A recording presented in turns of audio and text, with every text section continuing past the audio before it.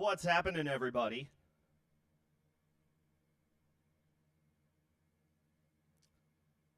Welcome to another episode of Face Mask Fantasy. It is good to be back.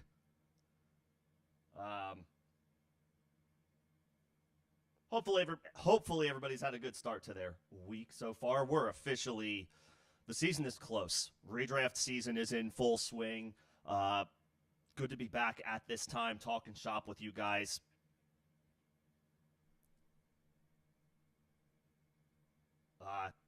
3 weeks. That was how long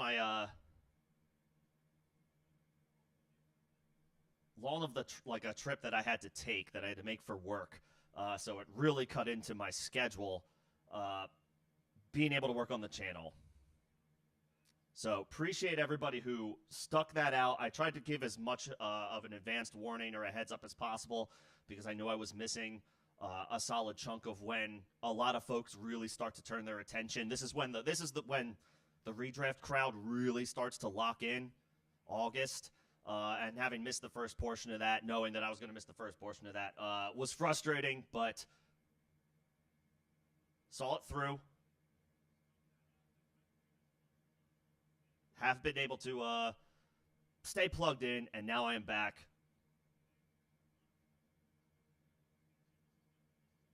Appreciate you guys as I worked through that. Or through that, I guess, that lull, that absence. Hope everybody's doing well. I know that there's a lot to talk about, and we'll get into all of that.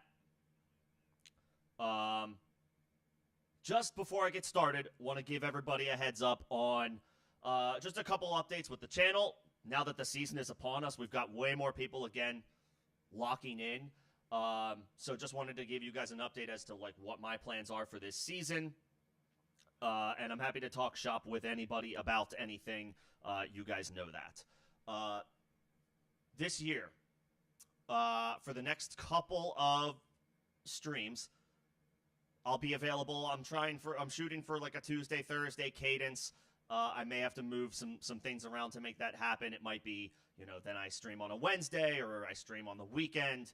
But you can expect to start to see more of me on a consistent basis throughout the week, leading into draft season and ultimately, obviously, kickoff to the 2024 season. With that said, these next upcoming streams, all through the start of week one, it's always been a live AMA. Folks are free to come in as they choose, bring things up that they want to discuss, whether it's asking a question or looking for an idea to work through. Here to do that. Again, members always get the priority. That has always been the case. Members get the priority, and then we get to everybody else, or I get to everybody else in the order that I see it. That's going to be the case for the next couple of weeks, leading up to week one. And then at that point, at least the start sit live streams that I host on Saturday and Sunday. For now, it's just those will be a members only chat.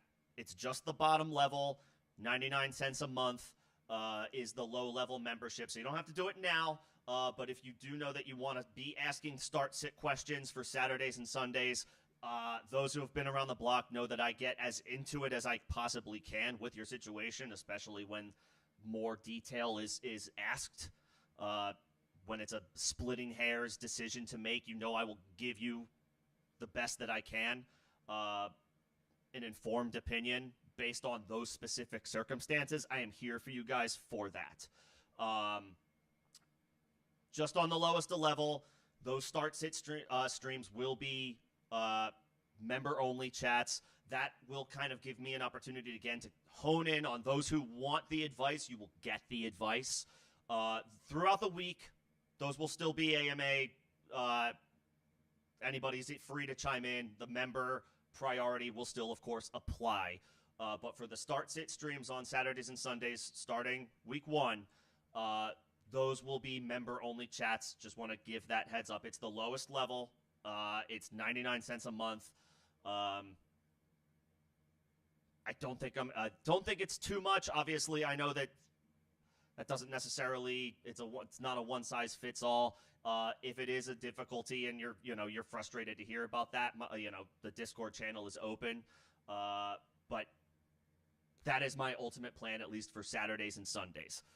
Speaking on memberships, if you go the next level up, which is I think I got like practice squad and then starter and all pro. I think those are the names of the membership levels. I should probably be a little bit more familiar with the names of them. The next level up, you'll get one-on-one access to me in Discord. You can set up a call, or if it's just something that you prefer to chat through, you will get like a 30-minute one-on-one session with me about your team, whether it's Dynasty, whether it's Redraft, what your strategy should be, what I make of the team, or if there's any changes that you would like to make, or that you're considering. That's the next level membership up. You'll get one-on-one access to me in the Discord. Of course, you'll have to join the Discord, which I'll share that link moving forward in the live stream descriptions. So that would be the next level up. The final level would be, we would need a minimum of 8 people, and I would really prefer 10. The next level up would be the all-pro level. You'll get all of those perks. In addition to that, you could potentially help me form a face mask redraft fantasy league. It would be on Sleeper. I would commission it. The buy-in naturally would be your membership level. And we'll, if I get 10, that would be great. If I get 12, even better. If I only get 8, that's just fine. I will set the minimum at 8, though. I don't prefer to play in a minimum of 10. Honestly, prefer to play in a minimum of 12-man leagues at this point. 12-man or woman leagues. But 8 is fine for the purpose of face mask redraft leagues. And there would be a prize. There would be a prize for the winner. Low stakes, just testing your mettle against me, other members of the channel. That is an option. Again, we would need a minimum of 8 folks to be able to make that happen. So if you're interested, you can think about it. Membership information is, I believe, the first link in the description of this stream. And you can always hit me with questions about that if you have any. Okay, those were the channel updates that I wanted to talk about. First of all, just want to say hello to everybody who I see who's in here now. Rojo, good to see you. Fortune, Alex, good to see everybody. Again, one of the membership perks is you'll actually get a membership shout out. So if I see you, you will get called out. But I am saying hello to everybody, of course. And again, I will answer your question if you have one. But if you're not a member, you may not get the specific shout out. So if you're wondering if I'm talking about you, it's just to help me prioritize the members. So I just kind of went over that a couple of minutes ago. If you're just joining the stream, if you want to get a catch up or refresh on channel updates as we get closer to the start of the 2024 season, that's where that is. And I can go over any questions that you may have about that as well.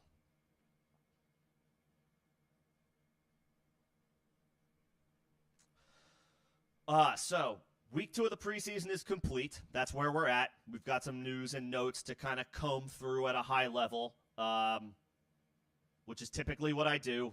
For those who are new, welcome. If you're watching for the first time, if you're watching for the first time ever, first and foremost, welcome. The way I usually do this is I'll go over talking points, news, and notes that we've got from around the league, and then we'll open the floor. One more week of preseason. We're probably not going to see a whole lot of starters play. There will be some select ones, but we're not going to see a ton. I think any opportunity to gather, and I really want to stress, the preseason is not where you really lean in for a real truthful source of what it is that you're looking for as far as information.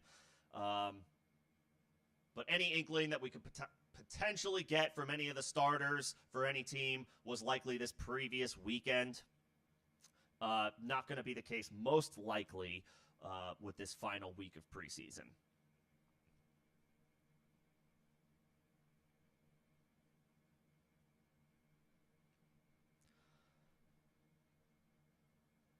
with that said, let's get into the news and notes.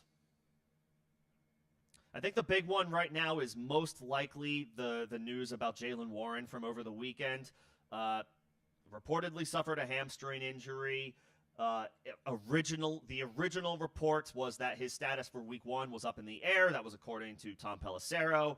The news has since shifted to a less concerning outlook, most specifically from head coach Mike Tomlin, saying that it's something where he won't practice this week. He obviously won't play in the Steelers' final preseason game. There seemed to be some optimism about his availability for Week 1. Week 1 is still,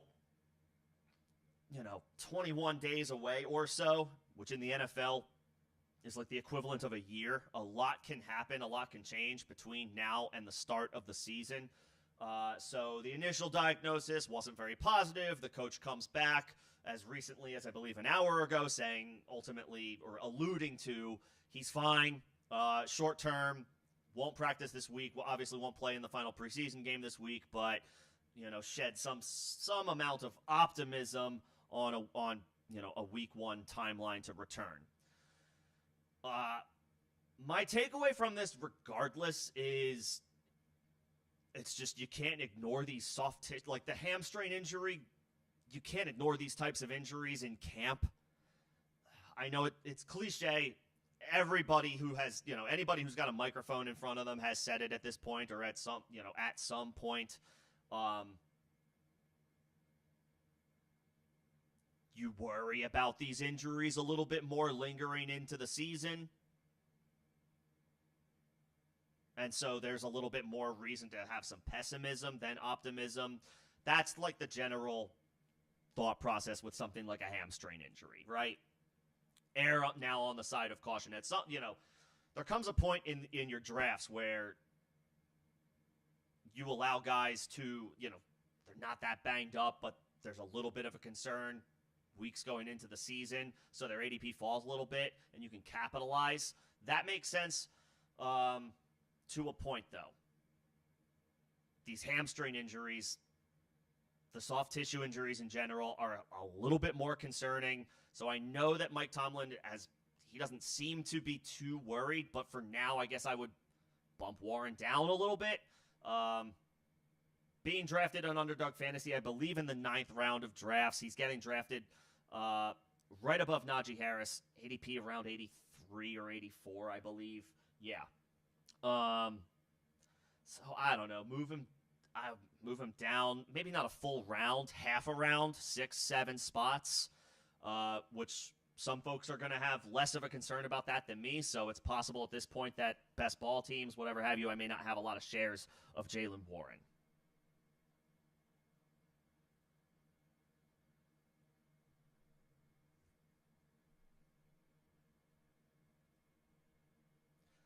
So I don't know if I would go a full round less on Jaylen Warren, but I would definitely go half a round.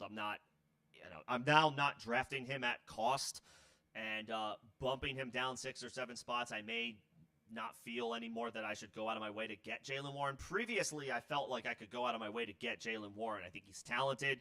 Arthur Smith he's in Pittsburgh now, by the way. He likes clearly to deploy multiple backs. We saw that last year in a much more confusing situation. This one is less confusing from the perspective of it makes sense to use 2 running backs. So I was feeling good about Warren at cost. Now, not so much. I think ultimately I will probably let somebody else take Jaylen Warren. He's talented, for sure. It's not the player. It's now the cost. The most recent news from the head coach himself is that there's reason for some optimism, so his ADP may not fall that much. I'm probably not going to get a whole lot of Jaylen Warren this year.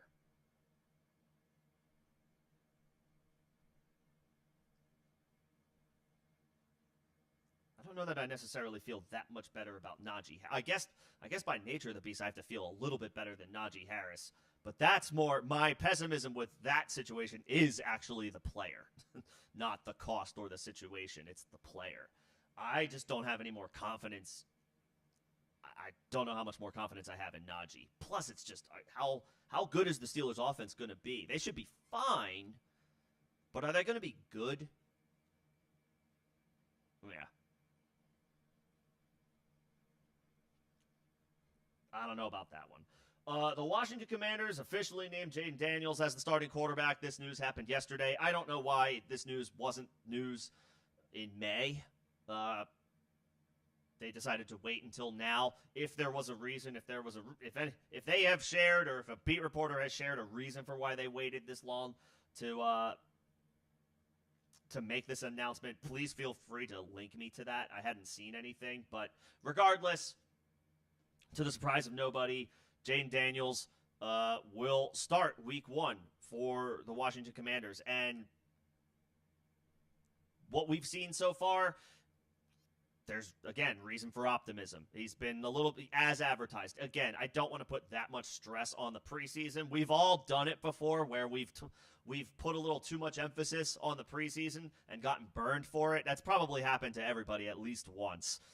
So I'm pumping the brakes just a little bit, but, I mean, he's completed 80% of his passes, 3 drives, all 3 of them and ended in scoring opportunities. He's driving the offense down the field. Again, vanilla offenses, vanilla defenses, I get it, but, he's doing the things that he's supposed to be doing. I feel good about Jaden Daniels at cost in one quarterback leagues. I think, again, it's been said by everybody out there, the rushing upside is tantalizing. Plus, he's got a cannon of an arm. Terry McLaurin could actually have his first season with some strong stability at quarterback. So maybe take your shots on Terry McLaurin here and there. I think his ADP is around 50 or so. Down at least half a round from last year. Now he's got a much better situation. We'll see what happens with their ancillary guys, Jahan Dotson, Luke McCaffrey.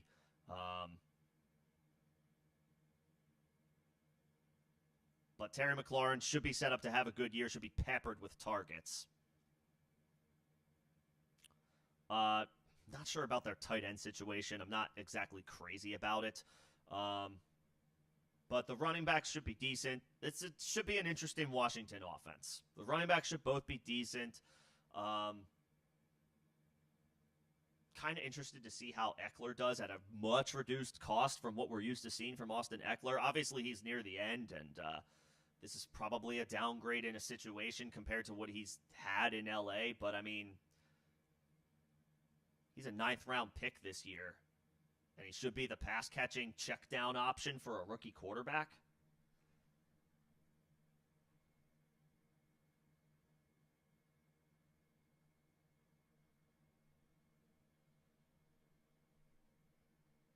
Should be solid. Should be a solid offense. Rojo, appreciate it, man.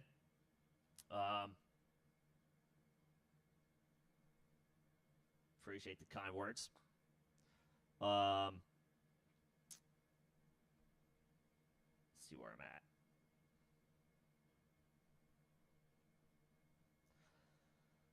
There's, of course, the drama with the stud wide receivers right now. CeeDee Lamb, now Jamar Chase reportedly wants a new deal, even though that's 2 years away.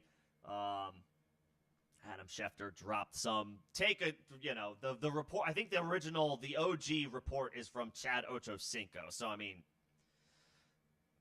I don't know if he's a reputable source, suggesting that Jamar Chase is looking for a new contract, and are we staring at like a hold-in situation in Cincinnati? I don't know that we're necessarily there yet.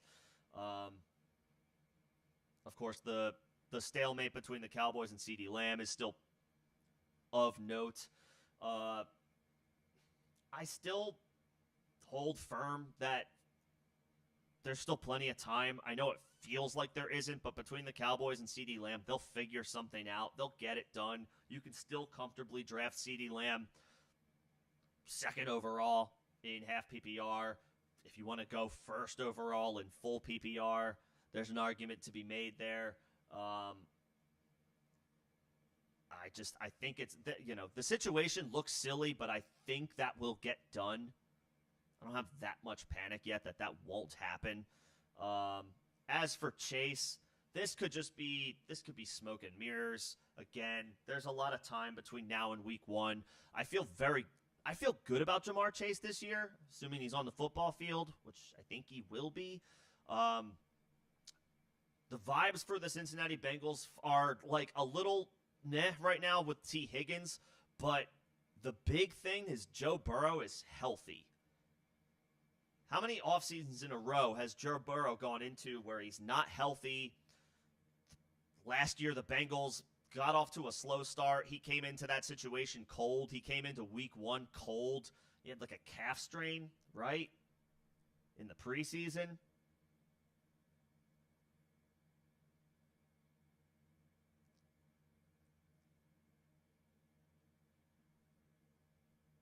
So the vibes are better with Cincinnati now.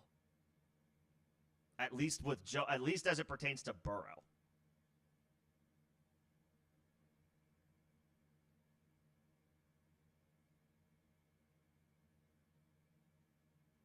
So I feel good about the Burrow to Chase connection. I do. So as long as he's out there, as long as he's playing, I'm not that concerned about Jamar Chase and his contract situation. I think he'll be out there. I would take him. If the situation was more definitive, I might take him as my top receiver off the board. That's how maybe I'm shooting for the stars when I should settle a little bit. But I think Chase is he's big time. I know the numbers haven't necessarily been there at the end of the day relative to expectations, but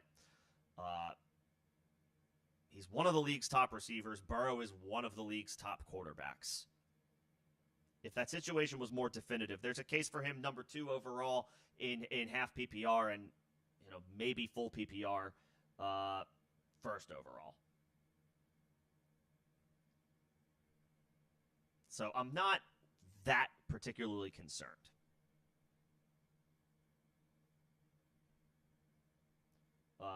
About the star wide receivers and their contract situation.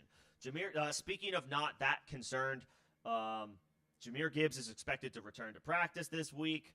He also is dealing with a hamstring injury, same as Jaylen Warren, and I just talked about proceeding with some pessimism with Warren. With Gibbs, the initial diagnosis wasn't as necessarily bad as what the outlook was with Warren. Right now, where we are with Jaylen Warren is we're kind of in some gray area. At first, it sounded like he was going to miss multiple weeks. Week 1 was not looking good, and now all of a sudden it's like week 1's looking fine. Whereas with Gibbs, the report was, yeah, he did something, he messed it up. He's going to take some time off, essentially. It didn't ever sound like his week 1 status was ever in doubt. So with Gibbs, still be careful. Don't go out of your way to draft him anymore. If you were dead set on Jahmyr Gibbs in the first round this year, which you could have been, maybe I would have said pump the brakes a little bit, but you can still, if you have the opportunity later in the first round or even better at the top of the second round, this is probably not going to be the case in redraft leagues, but if he's available late first, that's a little bit more palatable than mid first. I know it's kind of splitting hairs, but I mean, you drop him down a little bit with the hamstring injury, but the outlook sooner was like not as severe. This is more precautionary than anything else.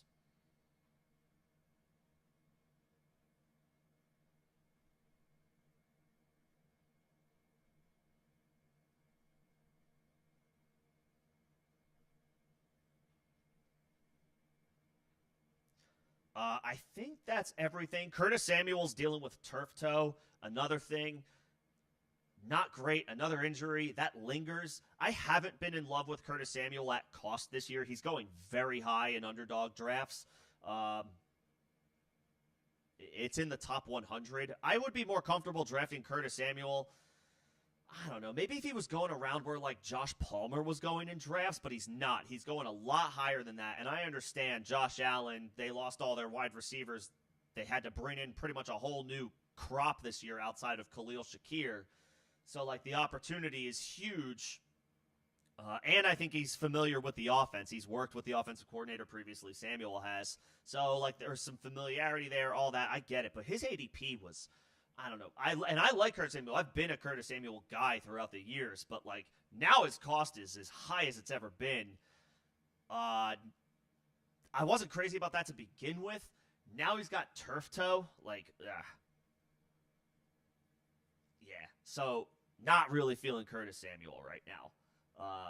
At cost or at a reduced price. Turf toe lingers, man. That stuff hurts. Not feeling Curtis Samuel. Khalil Shakir? Yes. Keon Coleman is another guy. He's obviously the rookie. His ADP is high as well. Obviously, expectations are going to be high for a high second-round pick. He was essentially like a late first-round pick with where he was drafted. His ADP is like, it's around 75 on Underdog Fantasy. It'll be lower than that in probably just your straight-up redraft leagues.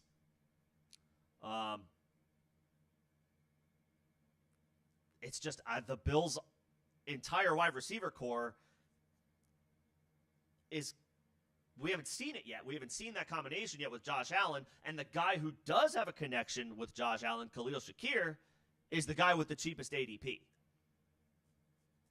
Like, if I'm going for a Bills wide receiver, give me Khalil Shakir. If I get burned on Keon Coleman, then so be it. But you can have Keon Coleman at cost, and I will definitely, at this point now with the turf toe, I will definitely let you have Curtis Samuel. You have him. He is all yours at that cost. I'll take Khalil Shakir. This, of course, goes without saying. Dalton Kincaid is, expected to lead this team in receiving as the top pass catcher. I see the reason to be excited and enthusiastic about Dalton Kincaid. I kind of am more feeling like if I'm punting on the Bills receiving core, and I'll take Shakir. If Kincaid falls, I'll take him. I'm not crazy about. And we can get into the tight ends if you want. That's a whole separate conversation. But I like Dalton Kincaid. If he falls a little bit, I like him even more. At cost, though, I feel like I find myself. I either have a tight end already because I drafted Travis Kelce, or I just kind of like the wide receivers in that area. So I have some Dalton Kincaid shares, but not a ton of Dalton Kincaid shares. The talent is there, and for all intents and purposes, this is a conversation that is removed from Dynasty at this point. To all my Dynasty people, I mean, Dalton Kincaid is obviously a stud tight end to hold on to in Dynasty for years to come. End of sentence. Just talking about this year and his cost in redraft this year. I don't have a ton of Dalton Kincaid. I have a little bit of him, but not a lot. I'll just take Khalil Shakir at, like, pick 115.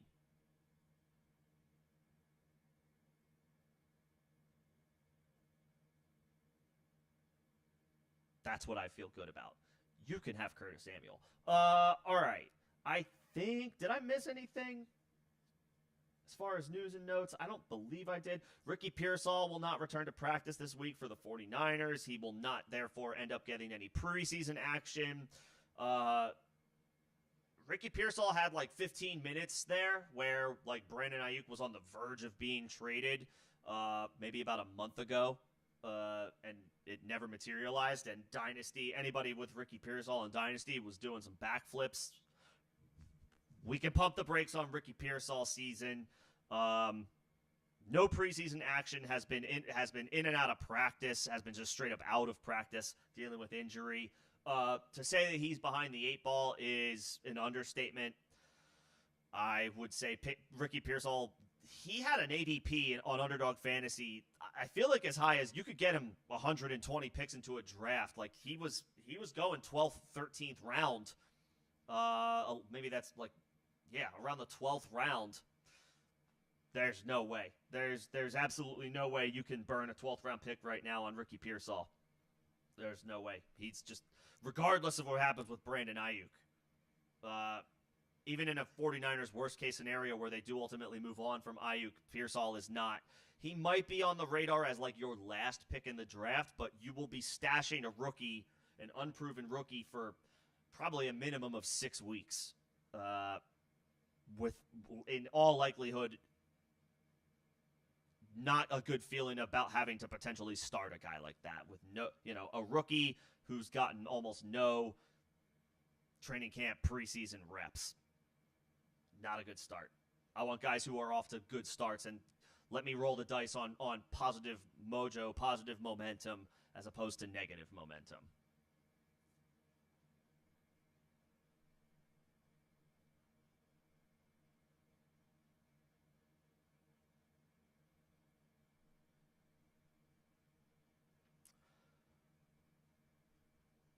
Okay. Now I think I'm through all of the pieces of news, at least the most recent stuff. Don't think anything else has come down. So, happy to take any questions at this point. If there's any one specific thing you guys want to discuss, I absolutely can. Members will get the first opportunity for my responses, and then I will, as I see you guys, if you guys have something to bring up, I will get to those questions in the order that I see them. The first question I see, and once again, appreciate you guys coming in and hanging out. It's good to see a lot of people again, a lot of people returning for the start of the season. We're not far away from 4 streams a week at this point, right? Tuesday, Thursday, Saturday, Sunday. It's close. It's close. The first question I see is that Kendre Miller from Rojo? I think it's about Kendre Miller, and that's the first one. But I do see a couple others, and I will get to those. The dynasty value on Kendre Miller. So I'll start this question, Rojo. Like what's the temperature on Kendre Miller? I'm not touching him for this season. So obviously the question is dynasty. I'm just starting there. I don't, at this point, with the start he is off to in camp and all of that, I don't really want to touch him right now. So to that point, if you have him, obviously you have no choice but to just kind of hang on. And just kind of wait and see what happens. I just want to look at what his ADP is now, because I know that it fell. Dog. It used to be like 11th, 12th round. Kendre Miller was like the 11th or 12th round pick on Underdog Fantasy. His ADP there is now 209. Again, these hamstring injuries, dude. Hamstring injuries. They come back to bite you. I know this isn't like this, the same, but it's just like a hamstring injury is a cause for concern. A severe one is like you're out. A grade 1 is like, okay, you'll return in a month, but this is going to be a lingering issue. It's just like they're bad news, man. So, I'm not touching Kendre Miller with a 10-foot pole this season. That being said, there's still reason for hope, but for me, I was in on Kendre Miller prior to the injury. Now it's like we're going into his second season where it's already an injury-related issue that is holding him out. Not getting reps, not getting opportunities.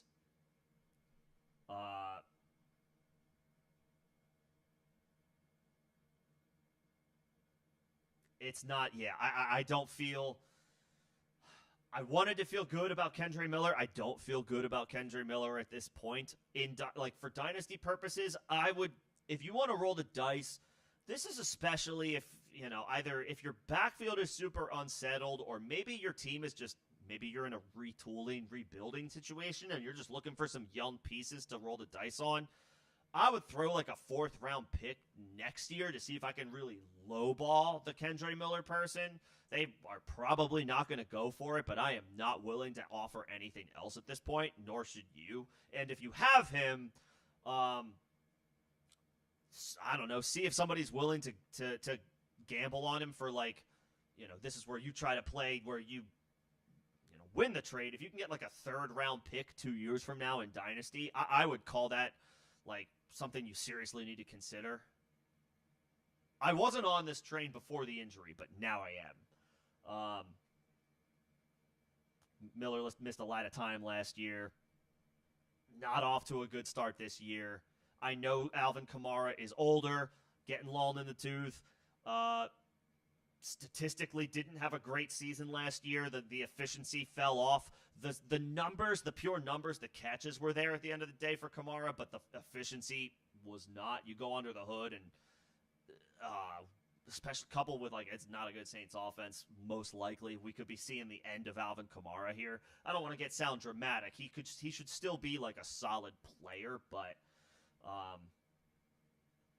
yeah, like, his days are numbered. So, like, from that perspective, Kendre Miller, okay, yeah, like, on the up and up. But, like, at this point, I'm thinking running back is just going to be a priority for the Saints in the draft next year. Like, and, they're going to work with that guy.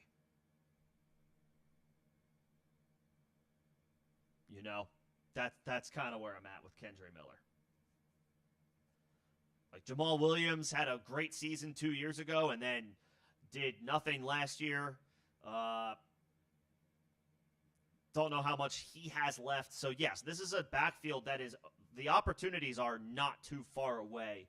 But I think those opportunities are going to some 2025 running back that they draft. That's what I think is going to – unless – or a free agent signing next year, which would be dumb because the Saints need an offensive line first. Right now it's like theirs is not where it needs to be.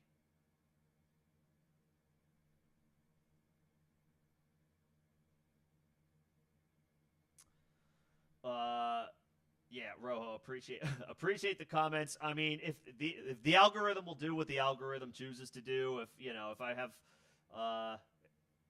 I'm not like the flashiest guy. If if there's not like 1,000 people in here, then there's not 1,000 people in here. That's okay. I appreciate the people who are in here.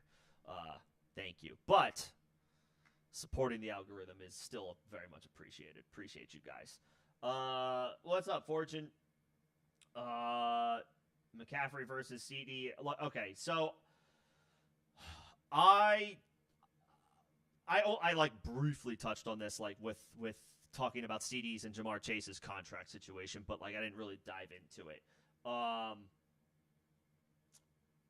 If you have the 101 in a half PPR league,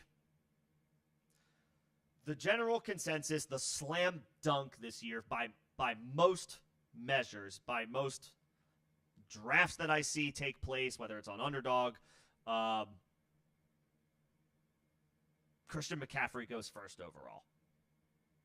And I feel like that's a thing that less people are deviating from this year than they have in years past. I've done enough drafts during the offseason where you see a lot of different players go first overall.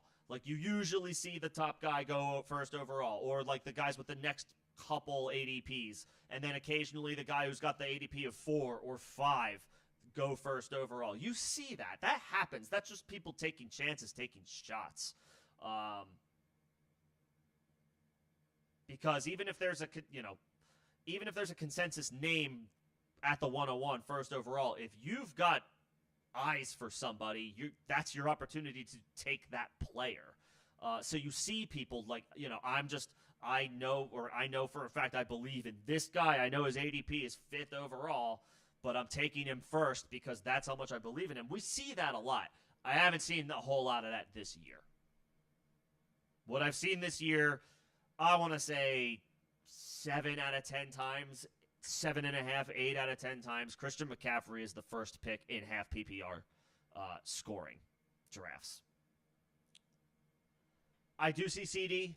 I see CD go. I occasionally see Tyreek Hill go first overall. I don't think I've seen Jamar Chase go first overall. I certainly haven't seen Justin Jefferson or Amon-Ra St. Brown go first overall. And I haven't seen Breece Hall, the running backs, Breece Hall or Bijan Robinson, go ahead of Christian McCaffrey. I only have occasionally seen CeeDee Lamb, and I would say, like, of the times that I don't see McCaffrey go first overall, it's maybe like 60% CD, 40% Tyreek Hill. So it's more, it's usually more CD, but I do see Tyreek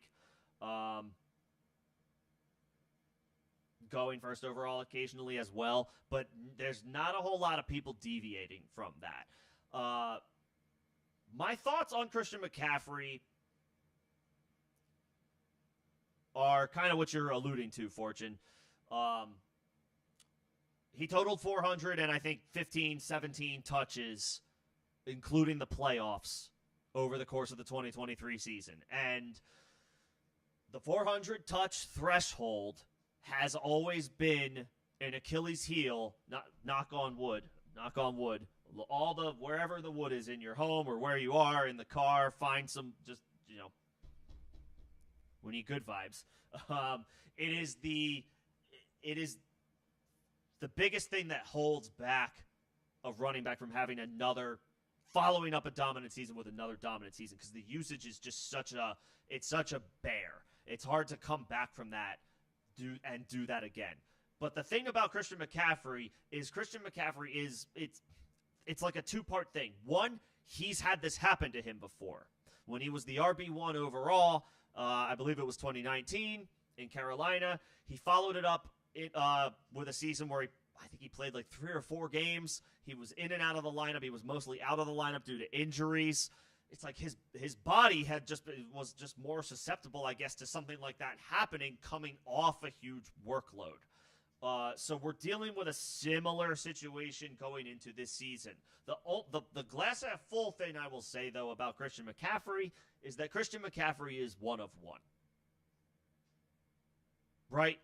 There's a reason you give him 400 touches, and 100 of them are receptions.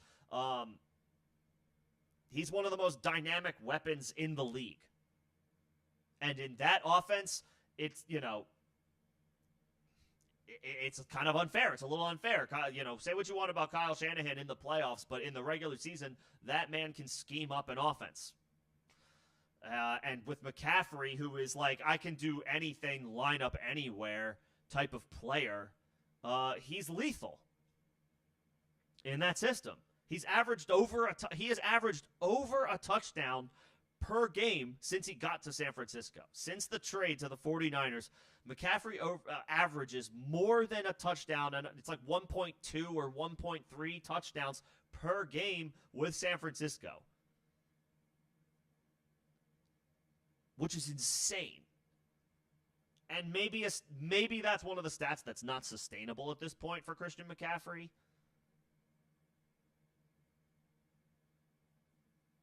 Is he like 28, McCaffrey? How old is Christian McCaffrey? I should know this. I think he's 28.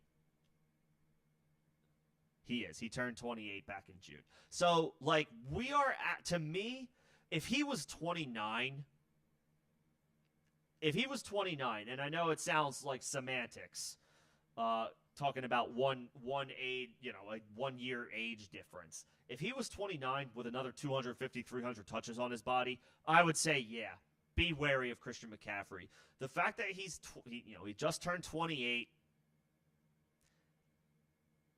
and even though there's a lot of wear and tear from last year, his overall body of work is still something that is not, we're still under that threshold where we have to be like overall concerned about Christian McCaffrey. You know what I mean? We're not totally there yet. So for me, ultimately, in half PPR, I don't want to play scared. I don't want to play like I'm worried about injuries with anybody or any player. And so I have to operate the same way, whether I have the first pick or the last pick. If I have the 101 in half PPR, I'm taking Christian McCaffrey. If you play in full PPR, yes, there is an argument for CeeDee Lamb and maybe even Tyreek Hill. But in half PPR, the 101 feels clear this year. Yes, there is the risk of last year's workload weighing on McCaffrey, but we've seen running backs buck that trend before as well. Like, all trends are meant to be bucked. I'll say it again. McCaffrey is the type of guy that can do that. He's the type of guy that can make you think, like, why did I worry about this? Why didn't I just take him? Because he's the most talented guy. And I think that's where we need to operate with McCaffrey right now. So if you have the 101, I think you have to take him.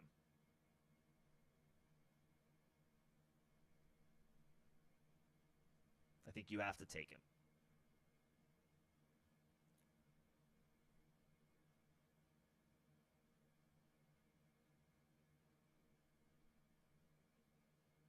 So hopefully that helps. And then you question about Jaden Daniels. So I just chatted about Jaden Daniels a little bit. I guess I echoed the sentiment that a lot of people are echoing, or I'm echoing the sentiment that a lot of people are putting out there right now about Jaden Daniels. I mean, I'm very much in on Daniels at cost at this point. So do I see his ADP getting inflated? If this news that he's officially named the starter, again, you'd had to have been under a rock if you thought otherwise, that Jaden Daniels wasn't the clear-cut guy.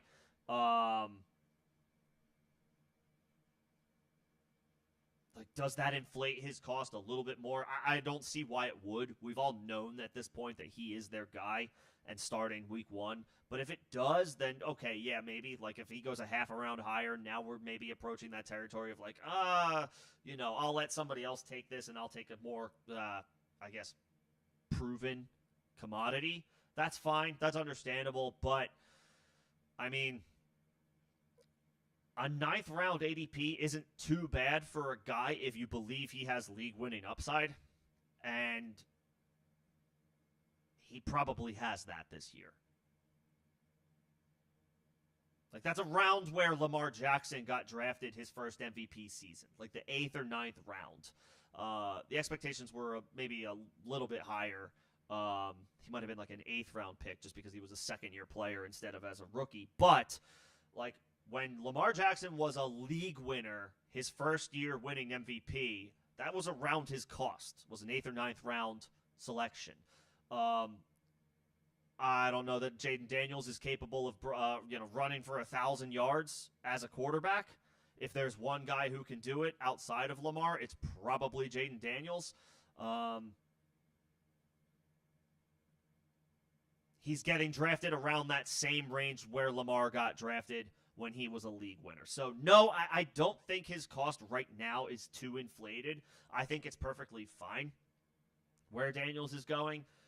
If it climbs half a round to even a full round and he starts leapfrogging guys like a Kyler Murray or a CJ Stroud, I would say that's too rich, that's too high. But if he stays right around where he's going, maybe only moves up a couple of spots, I don't think Jaden Daniels is getting overdrafted. If anything, I think that's a really good spot for him.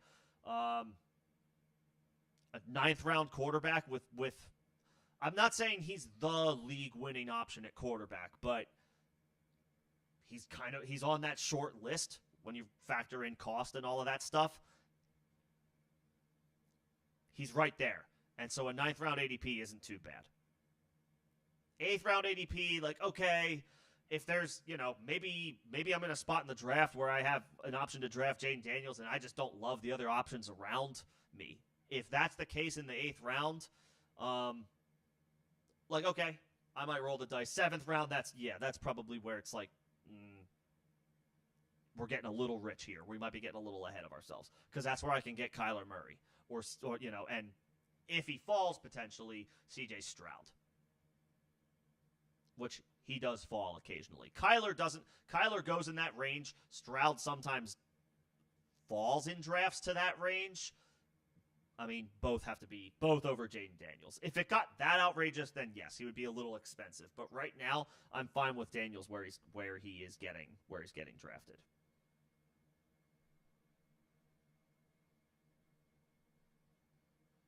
The same goes for Caleb Williams, to be honest. The expectations are high for both. Daniels is a little bit more enticing for this year because of the rushing upside, but expectations are high for Caleb as well. He's going even a little bit later than Daniels, and he's got a much better overall supporting cast. Not the offensive line. The Bears still have a not great offensive line, but he's got 2 proven really good options at wide receiver. Keenan Allen's maybe on the downside. He also apparently now weighs 230 pounds, so tight end Keenan Allen. I don't know how much truth there is to that. He might, if there is, he probably will work some of it off before or during the season, but whatever, 230 pounds. He's also got DJ Moore, who I'm very excited about this year in the third round. I like him quite a bit at cost. They draft Rome Odunze 9th overall, so just having like a rookie with high expectations, not have to deliver right away, but also get the chance to learn and grow and develop behind two guys who have done it and been around the block in Allen and Moore, plus a solid tight end in Cole Kmet. I like Caleb Williams at cost as well. I like both of the big name rookies, obviously, Daniels and Williams for just this year. I like both of those guys at cost.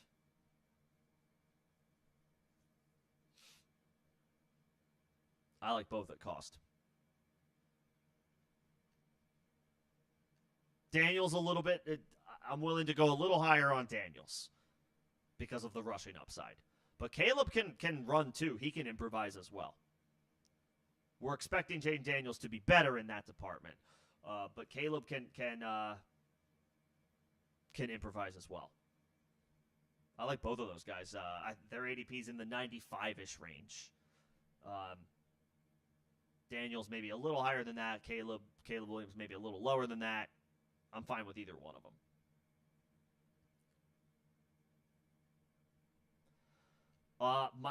My top 10 quarterbacks. Did I post a top 10 quarterback? I don't think I actually don't know that I necessarily got to that. I did an episode for top 10 running backs and top 10 receivers. They're maybe a little dated at this point. They probably need some updating. Yeah, okay.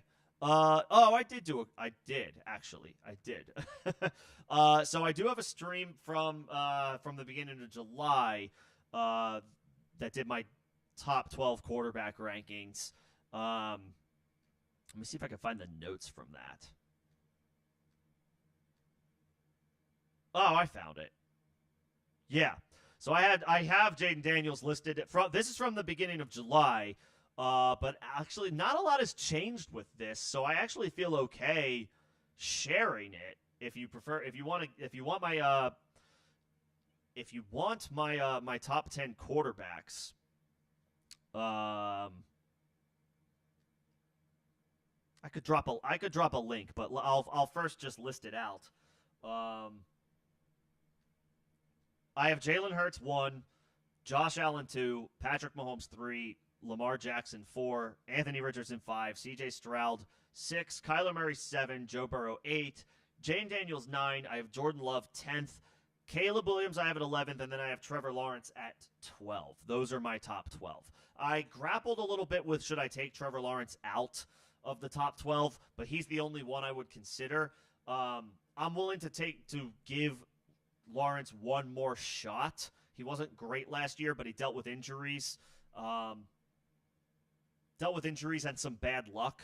I would be curious to take another chance on him at a much cheaper price this year and see if, it is put up or shut up time for Trevor Lawrence, but I do think he can be a low-end QB1 when the vibes and situation are better. So I do have him as my QB12. He just makes it in over guys like Dak, over guys like Brock Purdy, Jared Goff, Tua Tagovailoa are the next range of quarterbacks.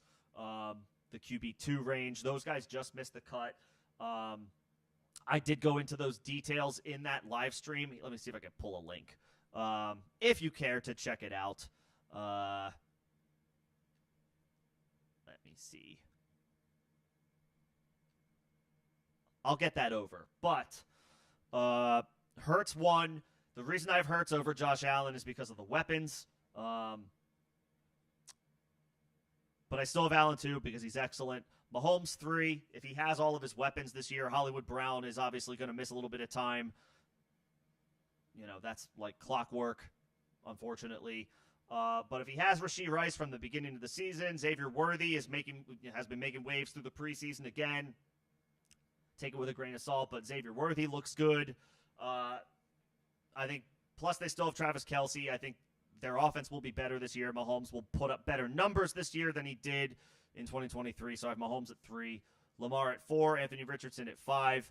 I like Richardson a little bit more because he's a round cheaper, and his per his per play statistics, the fantasy points that he delivered on a per play basis was incredible, was stellar for Anthony Richardson. So I'm willing to roll those dice with him. 5th overall and about a round cheaper than Lamar Jackson. I like Richardson a lot.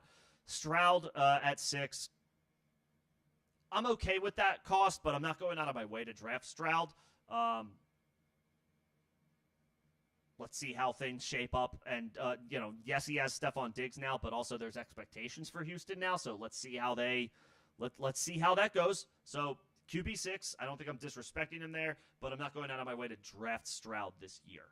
Kyler Murray, 7. I like that. He's coming in healthy, coming into week 1 healthy, and he'll run. Burrow at 8. I like that. I like Joe Burrow at his cost. I think it was around 9th round, maybe 8th round. Assuming, of course, Jamar Chase and T. Higgins play, which they should. They will. Burrow at 8. Jaden Daniels at 9. 9th, 10th round right now. If you can get him in the 10th round, that's amazing. If you get him in the 9th round, that's perfectly fine. Jordan Love, I am bullish on Love at cost. I think his ADP may have climbed over Daniels at this point, and possibly Burrow, but I do see him regularly going over those guys. I see a lot of drafters that are clearly very confident in Jordan Love. Young ascending talent, young ascending pass catchers. Green Bay always feels like it's just an overall good situation. I feel good about Love. Feel good about his growth with his young offense that should be good, should be really good. Take another step forward. They surprised a lot of people with how good they were in 2023. Expect them to take a step forward in 2024. Caleb at 11. I actually really like that spot for Caleb Williams. I think he's a really safe, believe it or not, safe pick even for a rookie to draft as your QB1 in one quarterback leagues if you wait on a quarterback. I think Caleb is a solid option that won't break the bank. Expectations are high. Yep. Bears' offensive line isn't great. Yep. But Caleb can improvise, and he's got good weapons around him. And then Trevor Lawrence, 12th overall. Loses Calvin Ridley, but never really feels like it developed the best connection with Calvin Ridley. There were issues, the Jags offense had their issues last year. Lawrence was injured a lot, banged up. Ridley himself, I think, missed a couple of games. So, it just never worked. So, out is Calvin Ridley. Out is Zay Jones as well. That's actually a notable loss. I think Lawrence liked throwing the ball to Zay Jones. But Christian Kirk is back. He's not practicing at the moment, but it sounds like he should be fine for week 1. They add Gabe Davis. They draft Brian Thomas. They still have Travis Etienne. I like Evan Ingram, who has emerged as a viable, consistent option in Jacksonville. So I think there's enough here. And Lawrence can run as well. He can improvise anyway. So I give the slight edge, and especially this also bakes in cost. Lawrence is like 60 picks, 65 picks cheaper than he was last year. So yeah, I want to roll the dice on Trevor Lawrence at cost. I think that's the guy who sneaks in to the top 12 at quarterback for me.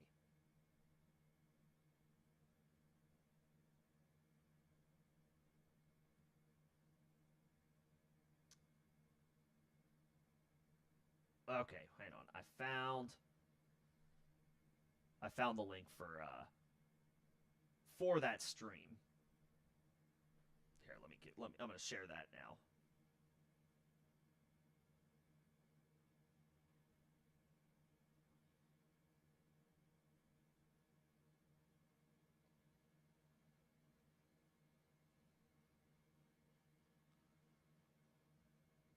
All right. That should, if you want to get a little bit of a deeper dive, Fortune, or anybody who wants, I do have 1 through 12 rankings for quarterbacks, running backs, wide receivers available on the channel. I didn't get to tight ends before my work trip that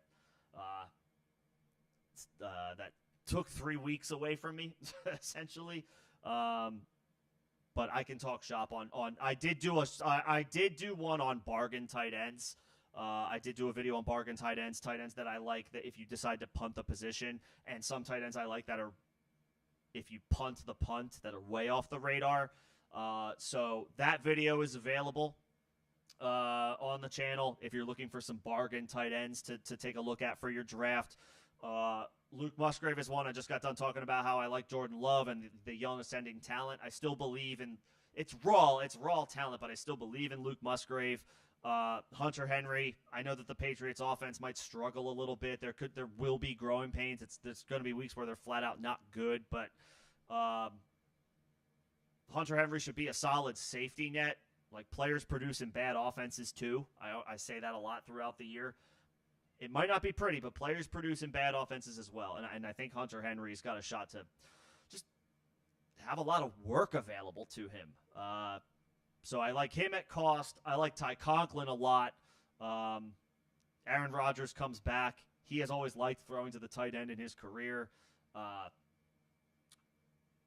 There's not a lot of proven talent behind Garrett Wilson in this Jets pass-catching crew. They do have Mike Williams. We'll see how healthy he can stay, but, I mean, it's kind of thin after that. So Ty Conklin has a chance to be, if not the number 3, maybe some weeks the number 2 receiving threat for this offense. I like Conklin at cost.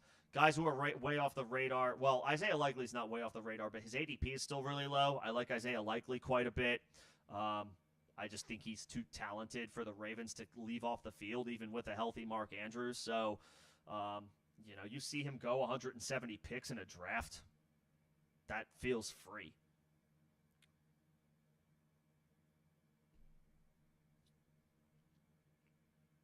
That feels free.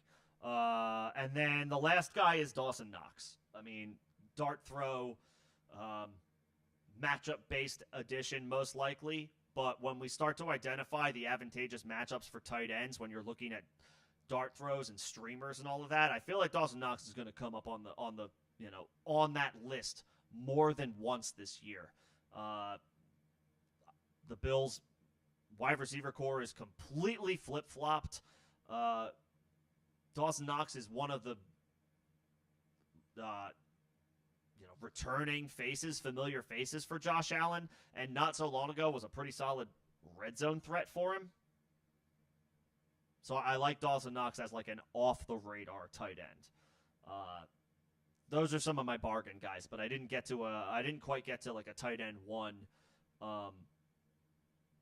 stream. And I kind of changed up how I did those in previous years because it was always just Travis Kelce and then a bunch of other guys and then just punt the position. And even guys like George Kittle was solid, but he was often getting overdrafted a little bit, so he wasn't a value. Mark Andrews, same deal. Other guys, they were inflated ADPs from a previous season, a previous positive performance from the season before. And they just don't meet expectations. It had always been like either draft Kelce or punt the position. It's a little different this year. There are more tight ends going in the top 65, 70 picks than there have been in a decade. Like, the tight end position is not a barren wasteland anymore. So there is reason to maybe take a closer look at ranking those players.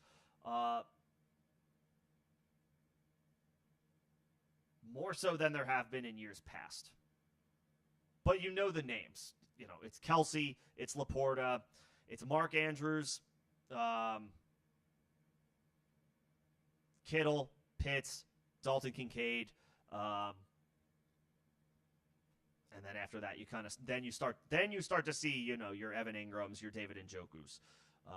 There might be a name in there that I'm missing or forgetting. Jake Ferguson, him as well. He's right in that. He's in that conversation as well. I'm basically I can rank those guys, but I'm fine with all of them. The one who gives me a little bit of pause is Mark Andrews, just because he has had some issues staying on the field. But he's a monster when he's out there, so I still take my shots on him here and there. I'm fine with Kelce. I do think I prefer Kelce slightly still for one more year as the tight end 1 overall. Sam Laporta is getting drafted as the tight end 1.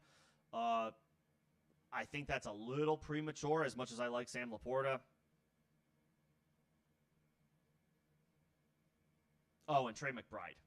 He's the other guy who is being drafted as like the tight end 3, but also they added Marvin Harrison. So while I'm high on Trey McBride, will he be able to keep up the same pace or a similar pace that we were hoping for to end the 2023 season?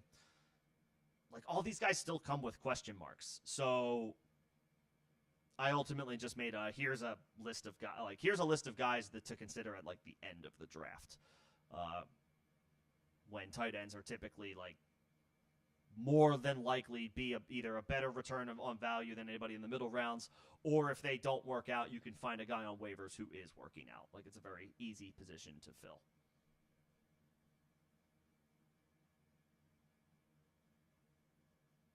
Generally, you're more tied to a guy that you draft higher up and he doesn't perform well. You're gonna feel like you're stuck with that guy, and that's not a good feeling.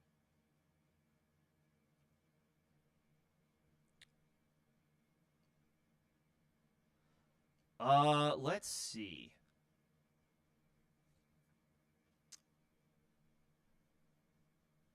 I don't think there are any other questions at this time. I appreciate Rojo boosting the algorithm. Oh, I see one more. Made a trade today. I'm sorry about that. Traded away Kenneth Walker and Josh Palmer for Malik Neighbors and Jerome Ford.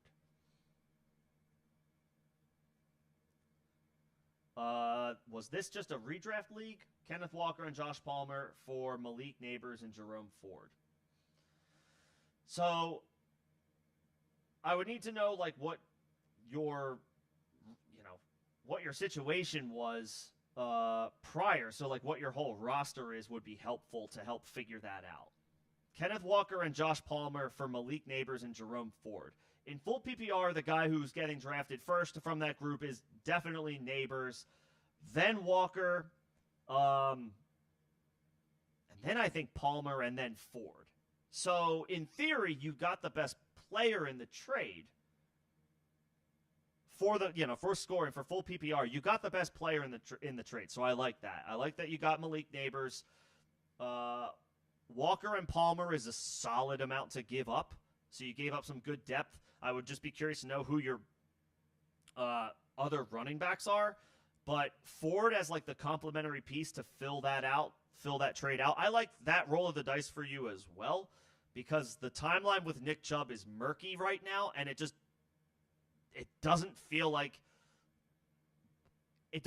right now today that we can expect a whole lot from Nick Chubb for at least the start of this season, which I would think means Jerome Ford is the guy. They might mix in, they may mix in other guys. They may mix in like Donta Foreman and who's the other option that they have? They have a couple of other names, like behind these guys. But like, if Nick Chubb isn't ready for the first month of the season, and maybe longer, Jerome Ford is a good return as like the throw-in piece in that deal. So as long as your running backs aren't weak, which you trade Kenneth Walker away, so hopefully you're trading away from a position of strength. But if you've got other viable, solid options to turn to, and you added Neighbors in full PPR, I like that trade a lot for you. I like that trade quite a bit. I think that's pretty well done.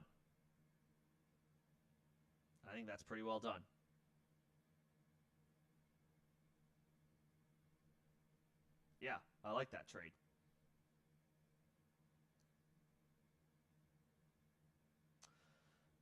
Is DeAndre Swift a top 8 to like basically a low-end RB1, high-end RB2 in Chicago? Not. I don't have him ranked as top 12, and there's a couple of guys I can think of off the top of my head that I don't have. That I don't have in the top 12 that I do have just outside the top 12, and his name isn't one that I think of.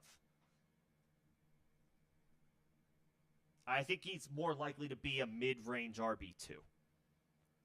I did just get done talking about the Bears and how, expectations are high for Caleb Williams. We're expecting the Bears offense to be a lot better this year than it was last year and better than it is most years, right? Um,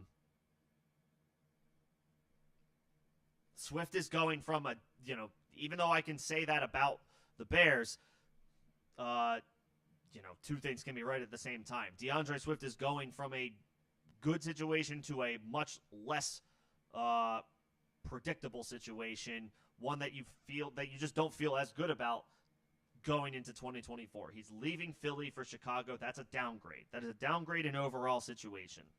So I'm not super bullish on DeAndre Swift finishing as a low end RB1, high end RB2.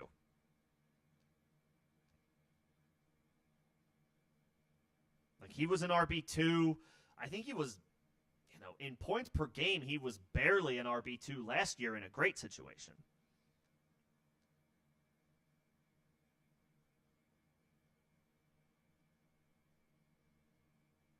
So no, I don't see that for DeAndre Swift. I don't see an outcome where he's anything other than, I think his best case scenario for me is the RB like 17 or 18. That's a best case scenario for me for DeAndre Swift. It's a worse offensive line in Chicago than it was in Philly. Jalen Hurts is a proven quarterback in this league at this point. Caleb Williams, the expectations are real; they're high, but he still has to go out and do it. The Eagles, and I do like their wide receivers, but if there's any team that has better wide receivers than the Bears, there are a few. The Eagles are one of them. So the overall situation is just not as impressive. So I can only operate assuming DeAndre Swift is going to have a tougher time than he did in Philly when he just barely finished as an RB2, both in points per game and total points. So not predicting a low-end RB1 or even high-end RB2 outlook for DeAndre Swift, no. If somebody else takes him, that's fine. If I get DeAndre Swift 10, 12 spots below his ADP, yeah, okay, maybe. I don't hate that. But at cost, I'm not really buying DeAndre Swift. I actually kind of am I the only guy here who likes Roschon Johnson? I think Roschon Johnson is solid, and I think eventually he's going to force the coach's hand. I think they're going to have to play him. I believe that. I think they're going to have to play Roschon Johnson. He's a good pass catcher. He proved that last year. And he's a bigger guy. He's bigger than Khalil Herbert.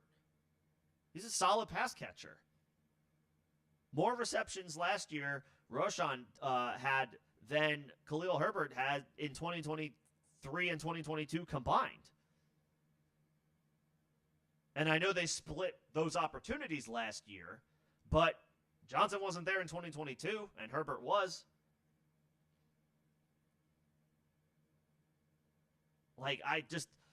On top of just not being super in on Swift, I like Roschon Johnson as like a no-risk last round swing for the fences for a depth running back pick.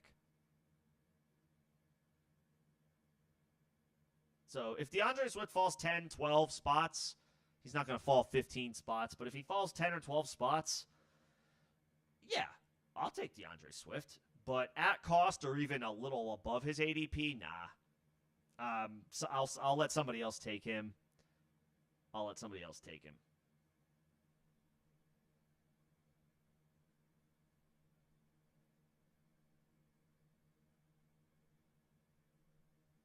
Like right below him in a lot of drafts this year, at least on Underdog, there's a lot of running backs that I'd rather have that are just like a little bit cheaper.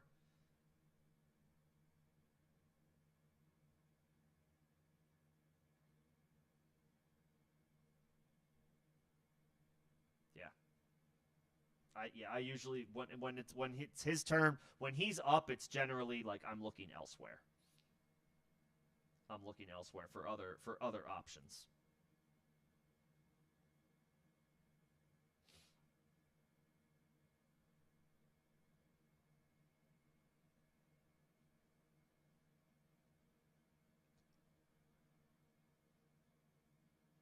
I don't see any other questions.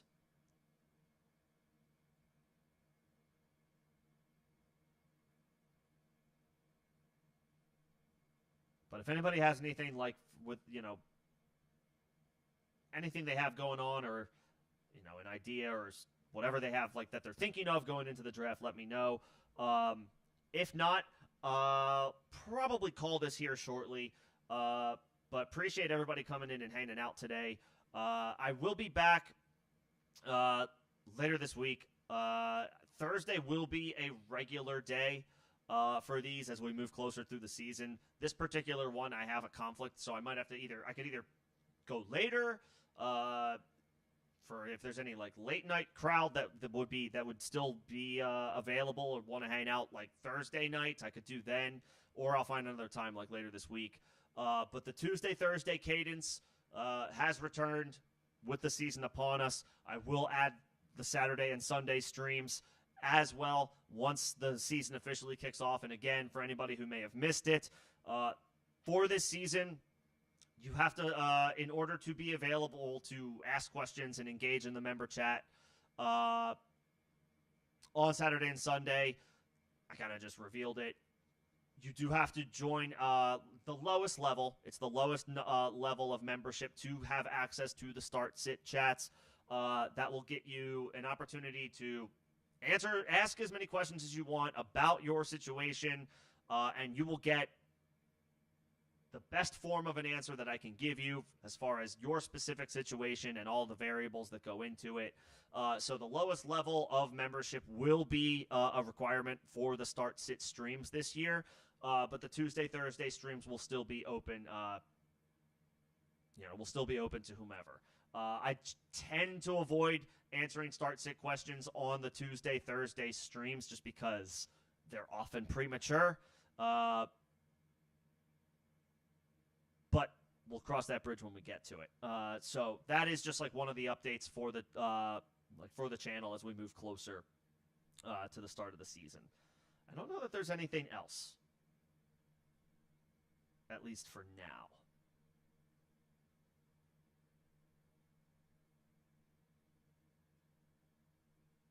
Yeah, I think we're good. Appreciate you guys coming in and handing out today. If I miss your question, if you have a question, I missed it, feel free to post it as a comment on this chat or on this stream afterwards, and I will get to it. I will get Discord access to, or I will get a link to Discord. I think I need to add it to the description of this stream. So there will be some changes coming to Discord this year as well. That will maybe favor the members a little bit more for being supportive of the channel, which is much appreciated, helping to keep the lights on over here. So be on the lookout for that. And then, of course, the final level of membership. If you are interested, if you feel so inclined, we can start our own redraft league with the channel. The buy-in would be your membership. There would be a prize for the winner. We would need a minimum of 8 at that level for us to be able to kick off a league, which would be commissioned by me and run on the Sleeper app. So something to maybe consider for you guys, something to maybe think about if you're interested. If not, we won't have a league this year. That's okay. But there are still membership levels where you can get a little additional access to me throughout the season, so feel free to check that out. First link in the description of this stream and all the videos on my channel. But that will do it for tonight. We'll continue to move through the preseason. It is good to be back. Appreciate you guys sticking it out. It was a long 3 weeks where I was barely able to do anything with the channel. I was working some long hours, some long days on this work trip. This work trip to Connecticut, where I was working on the Olympics, which was very cool, but it was like the only thing I had going on. So it's good to be back. It's good to get back into the swing of things with the fantasy season this close, just weeks away at this point. Very much looking forward to it. I know you guys are as well. Thank you guys. Appreciate y'all. Last minute questions, just comment on the stream below if I don't see it, and I'll be sure to get to it. Thank you guys. Have a good night. I will see you later this week. Get in those mock drafts, get in those best balls, start honing your plan of attack, start strategizing, and I'm here to help you out for anybody who's looking for it. Thank you guys.